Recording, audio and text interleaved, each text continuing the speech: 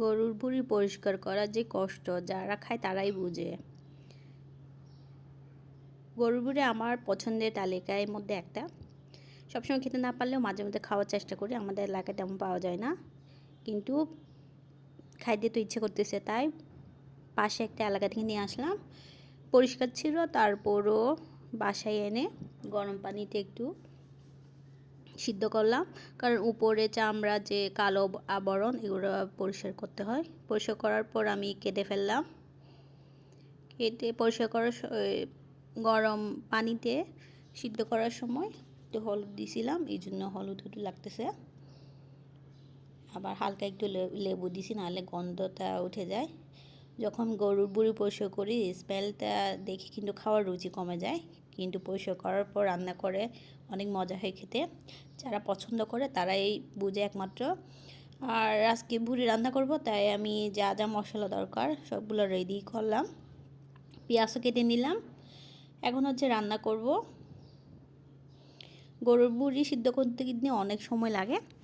আমি কিন্তু বেশিরভাগ প্রেসার কুকার রান্না করি, কিন্তু আজকে প্রেসার কুকার রান্না করি না। প্রেসার কুকারের টেস্ট তেমন পাওয়া যায় না, এই জন্য চুলায় রান্না করতেছি। চুলায় একটু সময় লাগলেও কিন্তু চুলায় রান্না করি।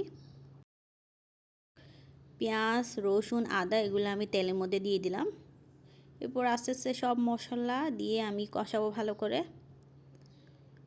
মশলা কিন্তু ভালো করে কষাতে হয়, তারপর রান্না মজা হবে।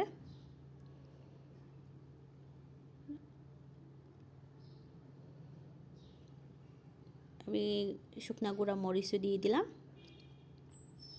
অনেকে আবার কাঁচা মরিচ দিয়েও খায়, কিন্তু কাঁচা মরিচ দিয়ে আমার শুকনা মরিচ দিয়ে খুব ভালো লাগে খেতে।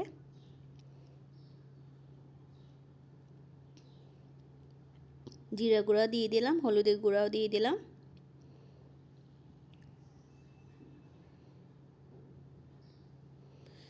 রান্না করলে একটু সময় নিয়ে রান্না করতে হয়, নাহলে রান্না কিন্তু অনেক চুলার হাই হিটেও রান্না করা যায় না, মশলা পড়ে যাবে। এই তো আমার মশলা কিন্তু কষা শেষ। এবার গরুর ভুঁড়ি দিয়ে দেব, কষাবো, পানি দেব না। আমি প্রায় 5-6 মিনিট কষানোর পর এখন যে পানি ছিল ওগুলো কমে গেছে। এখন হচ্ছে পানি দেব। আজকে আমি ঠান্ডা পানি দেব না, পানি হচ্ছে ফুটিয়ে নিয়েছি, কারণ গরম পানি দিলে কম সময়ে তাড়াতাড়ি রান্না শেষ হবে, এই জন্য। এই তো গরম পানি দিয়ে দিচ্ছি। গরুর ভুঁড়ি কিন্তু রান্না করতে বেশি সময় লাগে, এই জন্য পানি একটু বেশি দিয়ে দিলাম। আমার মতো গরুর ভুঁড়ি কে কে পছন্দ করেন কমেন্টে অবশ্যই জানাবেন। এটা ভাত এবং রুটির সাথে খেতে অনেক মজা হয়। আমি ছোটোবেলায় ভাত এবং রুটির সাথে খেতাম না, এমনি খেয়ে ফেলতাম।